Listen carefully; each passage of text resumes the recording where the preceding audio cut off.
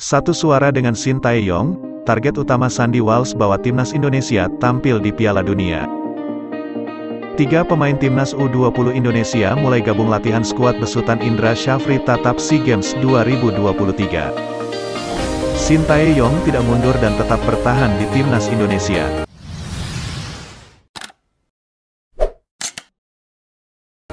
Satu suara dengan Sintayong, target utama Sandy Walsh bawa timnas Indonesia tampil di Piala Dunia. Sandy Walsh mengungkap mimpi dan ambisinya dalam membela skuad Garuda.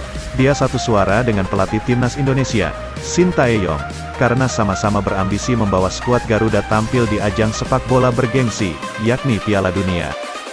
Bagi Sandy Walsh, timnas Indonesia bisa mewujudkan mimpi tampil di Piala Dunia jika bisa terus meningkat. Sandy sendiri siap berjuang keras membantu skuad Garuda mencapai targetnya itu. Tim melakukan pekerjaan dengan hebat dan menjadi lebih baik setiap saat. Semua pemain berkembang dengan sangat baik. Saya rasa target utamanya adalah tampil di Piala Dunia, menatap Piala Dunia berikutnya. Jika kami bisa mendapatkan grup yang bagus, bisa terus bekerja keras bersama-sama, itu harus menjadi target utama, kata Sandy Walsh.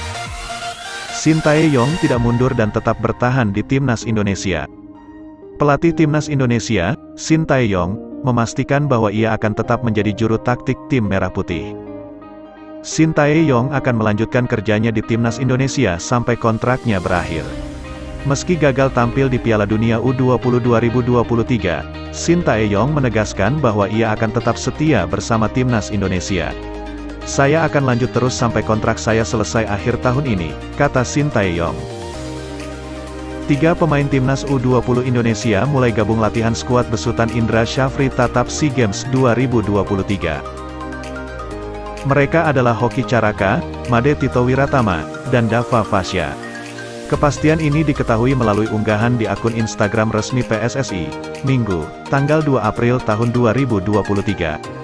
Dilaporkan PSSI, Hoki Caraka, Made Tito Wiratama, dan Dava Fasya sudah mengikuti latihan timnas U22 Indonesia di lapangan A, Senayan, Jakarta Pusat, Minggu, tanggal 2 April tahun 2023. Oke guys, terima kasih yang sudah nonton.